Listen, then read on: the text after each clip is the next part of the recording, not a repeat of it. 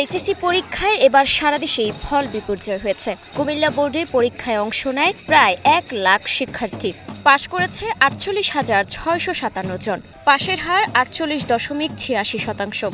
GPA ৫ পেয়েছে ৯,৯০২ জন, যা গত ৫ বছরের মধ্যে সর্বনিম্ন।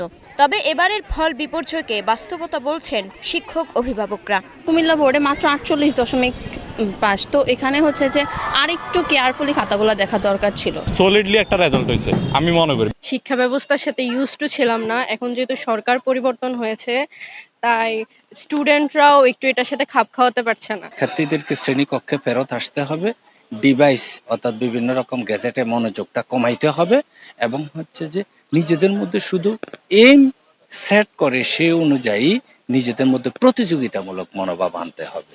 বোর্ড কর্মকর্তারা বলছেন, অযৌক্তিকভাবে পাশের হার বাড়ানোর চাইতে বরং মানসম্মত ফলাফলের দিকেই নজর ছিল এবার, তাই মূল্যায়ন ছিল কঠোর। বোর্ড সেই ব্যবস্থাই করেছে, আমরাও শিক্ষকরা সেই ব্যবস্থাই করেছি।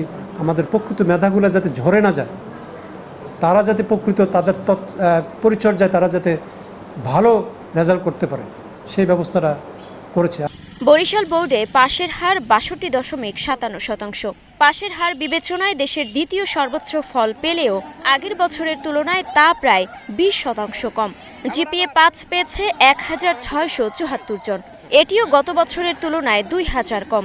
সুন্দরভাবে পরীক্ষা হয়েছে এবং খাতায় যথার্থ মূল্যায়ন করা হয়েছে। যেন শিক্ষা মন্ত্রণালয় আমাদের যে নির্দেশ দিচ্ছে যে সুষ্ঠু সুন্দর অবাধভাবে পরীক্ষা উঠাবে, আমরা সেই রকম পরীক্ষা উঠানোর চেষ্টা করছি।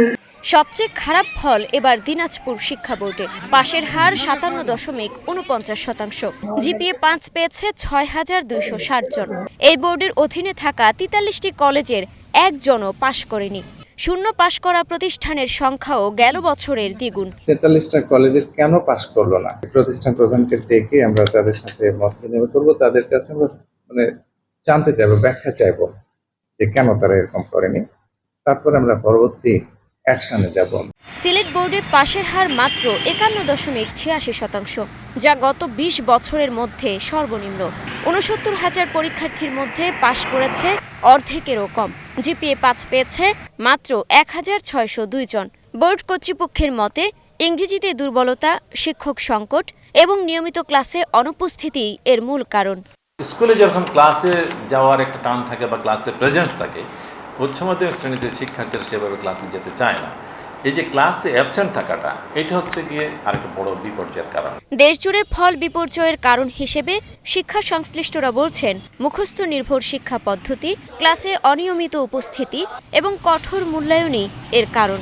বোর্ড কর্মকর্তারা বলছেন, বাস্তবতা তিক্ত হলেও এটি ব্যর্থতা নয়, বরং শিক্ষার গুণগত মানে ফিরে যাওয়ার প্রথম ধাপ, যার অর্থ হলো ভবিষ্যতে প্রকৃত পড়াশোনা ছাড়া পাশ করাটাই কঠিন হবে।